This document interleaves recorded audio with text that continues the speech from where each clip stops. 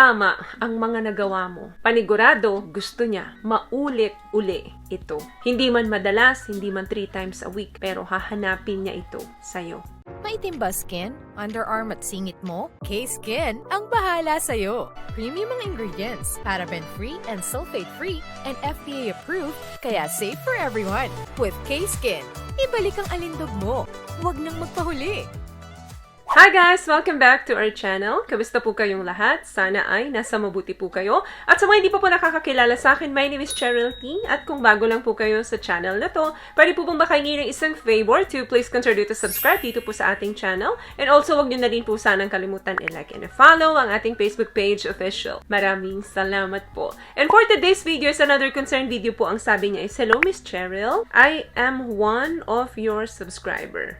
I hope magkaroon po kayo ng content about paano po gaganahan ang babaeng may edad na nasa 60s po. Yun po kasi ang age ng karelasyon ko ngayon, ma'am. Thank you. Okay, let me give you an advice. Ang kaibahan po ng mga young women and mature women pagdating sa sex ay ganito. Ang mga batang babae, mas nag-a-after sila ng destination na kailangan makatapos kami ng 2, 3, or hanggat maaari, multiple orgasm talaga para lang masabi nila na na-satisfied talaga sila doon sa pakikipagtalik nila. Kasi may init pa talaga ito pagdating sa kama. Ang mga mature women naman, kung ikaw ay hindi masyadong ma-experience tapos yung karelasyon mo ngayon ay mature, like nasa 50s or 60s, babae, huwag kang ma-insecure or mahiya. Pag mature women, huwag mong irarush ang lahat.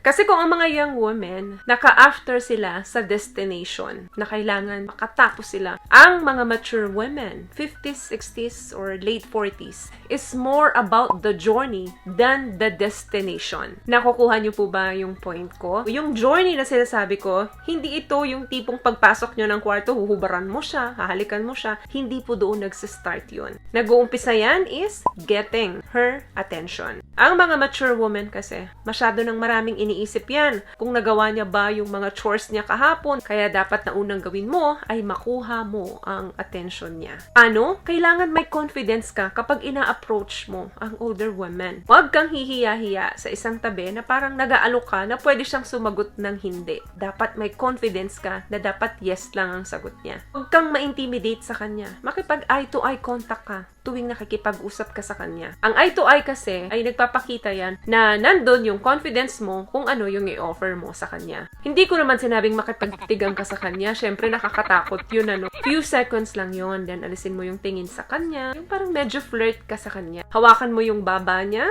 Then tingnan mo siya sa mata. Nakangiti ka sa kanya. Sabihin mo kung ano yung pinakamaganda sa kanya nung araw na yun. Relasyon mo na siya. Alam mo na dapat kung paano mo siya bibigyan ng sincere compliment. Avoid mo yung mga bagay na pwede siyang mainis. Pangalawa, dahil may plano ka sa kanyang mamayang gabi, alukin mo siyang lumabas. After mo siya bigyan ng sweet and unique compliment, ayain mo siyang lumabas kahit na ba pumunta kayo sa mall. So that way, gumaganda na yung mood niya doon pa lang. Yan yung sinasabi kong proseso. Maglagay ka ng effort para ma-impress siya. Paglabas nyo, hawakan mo yung kamay niya. Dalhin mo siya sa park or sa mall. Kung saan kaya lang ng budget. Syempre may gusto ka, dapat medyo paghirapan mo. Hindi porket asawa mo na yan o karelasyon mo na yan, bigla-bigla na lang pag gusto mo, anytime pwede. Hindi po ganun ang mga mature woman. Gawin mo lang naman ito kung gusto mong maging successful yung gabi ninyo mamayang gabi. Number 3, lumabas na kayo. Nag-date na kayo. Kailangan maging intimate yung pag-uusap ninyo. May konting jokes, may konting intimate.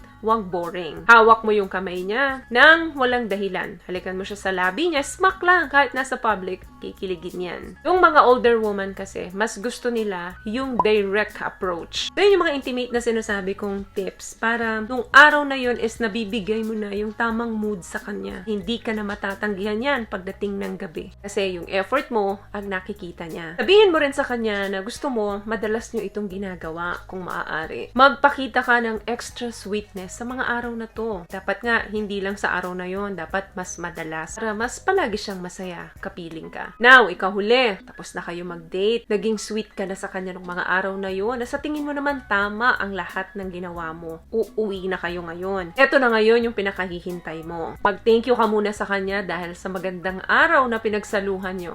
At halikan mo uli siya. So, yung palang mga ginawa mo nung araw na yun, part na po iyan ng intimacy. Again, journey po ang mahalaga sa mga mature women, hindi destination. Pangalawa na lang kasi yan. Priority talaga natin dito is yung journey. Kung bumalik na kayo sa bahay nila or sa hotel or kung mag-asawa kayo, mararamdaman mo na yan kung positive yung vibes niya. Join her inside if she seems open for intimacy. Pakita mo kaagad sa kanya exactly kung ano talaga yung gusto mo mangyari nung gabing yun. But also be open to whatever na signal na ibibigay niya sa'yo. Huwag maging seryoso. Kung may nakakatawang pangyayari, it's okay na magtawanan kayo. Huwag kang mai-intimidate sa kanya. Huwag mong ilalagay sa isip mo na baka kulang ang experience mo para mapasaya siya. Just go with the flow and pay attention doon sa mga signals na ibinibigay niya sa'yo. Example, meron siyang gustong ipagawa sa'yo, gawin mo. At kung meron ka namang nararamdaman na parang ayaw niya ng ganun, then stop mo right there. Kasi nga, hindi masyadong masalita yan. Kaya mag-pay attention ka doon sa mga actions niya. Since ang mga mature women ay may mga dryness na, very important na naka-ready yung mga lubricants ninyo para mas ma-enjoy niya talaga yung mga intimacy na gagawin ninyo. Kasi ang babae, once na nakaramdam ng pain yan, mawawalan na yan ng gana at hindi na yan makakatapos. Kung may mga toys kayo na ginagamit, gamitin nyo.